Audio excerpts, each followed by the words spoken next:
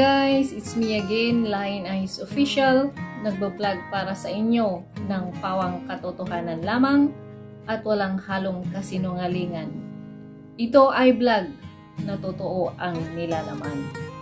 Good morning, good afternoon, good evening po sa inyong lahat. Thank you so much for your unending support. So our topic for today is kung paano nga ba magdisiplina sa mga bata. Ano ang dapat gawin at paano ang pagdidisiplina sa mga bata? Dapat ba silang paluin, pagalitan, o ibigay ang gusto nila? Si baby na ba ang boss? Sabi ng mga mami, iba na nga raw ang henerasyon ngayon. Mas mahirap na ang pagdidisiplina sa mga bata. The more na pinipigilan sila, the more nilang ginagawa ito. Dahil na nga siguro sa kanilang curiosity. Napaka-adventurous din kasi ng mga baby. Lahat talagang gustong subukan at gawin. So narito ang ilang tips na maaaring gawin sa pagdidisiplina sa mga bata. Number 1, kilalanin at unawain ang nararamdaman at pag-uugali ng inyong anak. Pinakamahalaga siguro sa tamang pagdidisiplina ang pagkilala sa kanilang mga nararamdaman. Tanungin sila kung bakit sila naiinis, nagagalit o nalulungkot. Mahalaga rin na ma-recognize nila na okay lang na makaramdam sila ng ganito. At kaya nilang kontrolin ang kanilang emosyon. Maaaring ituro sa kanila ang hakbang sa pagpapakalma. Huminto, huminga ng malalim, at bumilang ng 1 hanggang 5. Bukod pa rito, kailangan din ang masusing obserbasyon sa kanilang behavior para alam mo ang mga rule na isiset mo para sa kanila. Iangkop mo sa obserbasyong ito at sa edad nila ang mga expectation sa kanila. Pangalawa, mag-set ng malinaw na rules at maging consistent sa pagpapatupad nito. Ipaalam sa kanila kung ano ang dapat at hindi dapat gawin sa isang particular na sitwasyon.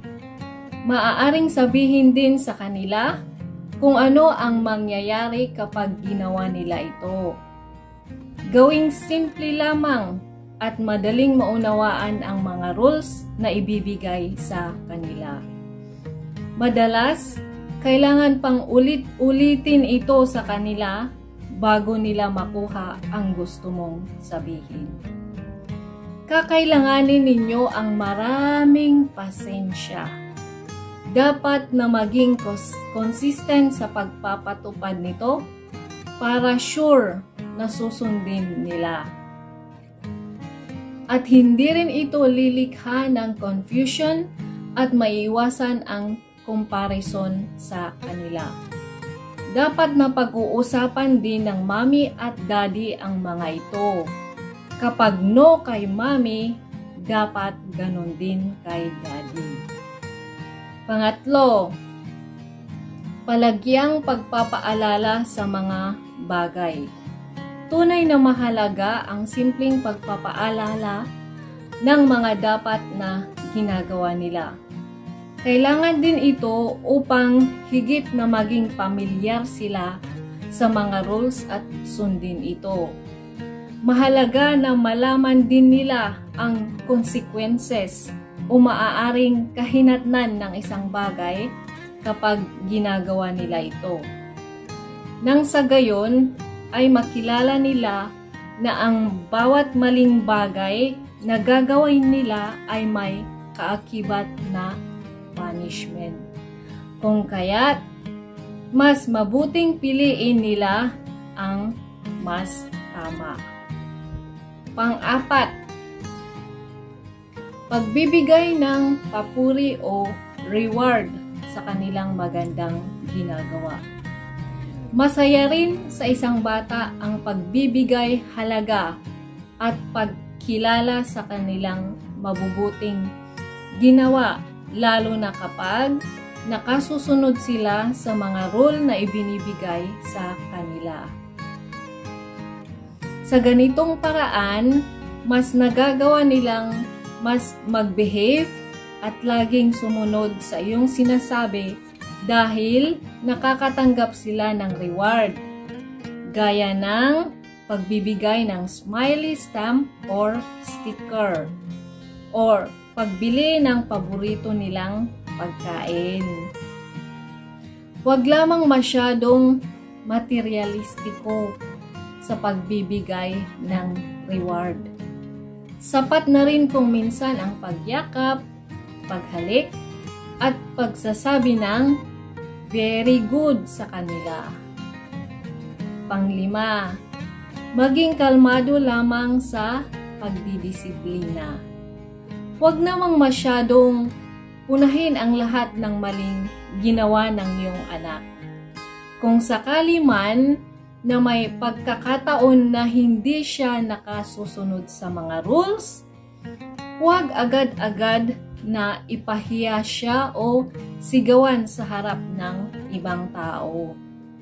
Kung minsan nga, mas mabuti pang i-ignore muna o huwag lamang muna silang pansinin. Dahil may ibang mga bata na gusto lamang kunin ang attention mo. Minsan, kapag hindi sila pinansin, ay tumatahimik at tumitigil din sila sa pangungulit. Sa halip na magalit agad, pakalmahin din lamang ang sarili at saka sila pagsabihan at kausapin.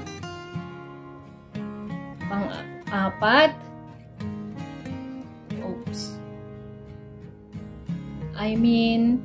pang-anim,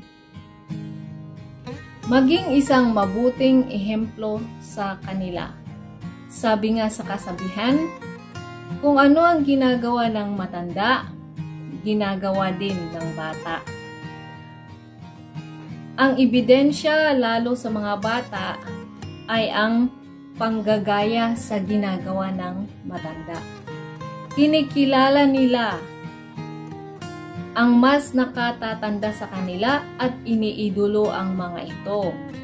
Kaya naman, kapag madalas nilang nakikita ito sa atin, mas gagayahin nila dahil pinaniniwalaan nilang ito ang tama.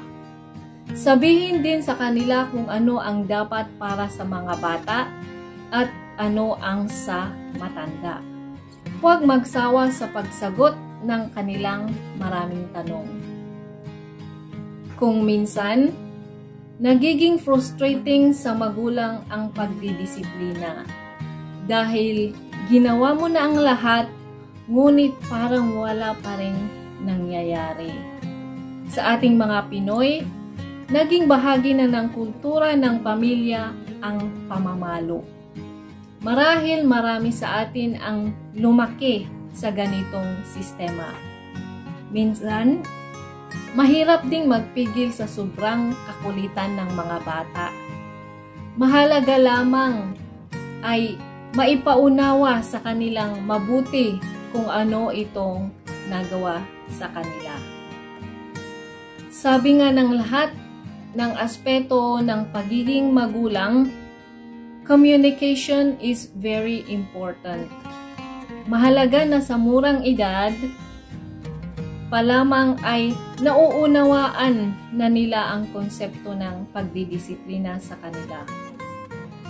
Bagaman mahirap, kausapin ang mga toddler dahil iba ang paraan ng kanilang pakikipagkomunikasyon. Sa lingwahe ng pagmamahal ng magulang, makukuha niya rin ito. Bilang magulang, responsibilidad natin na gabayan sila sa kanilang paglaki at maituro o maipaunawa sa kanila kung ano ang tama at mali, kung ano ang dapat at hindi. Totoong hindi madali ang pagdidisiplina sa bata, pero magagawa mo ito kung mauunawaan mo ring mabuti ang mga kilos na ginagawa o ipinapakita ni baby. At higit sa lahat, ang pinakamahalaga ay ang pagkakaroon ng mahabang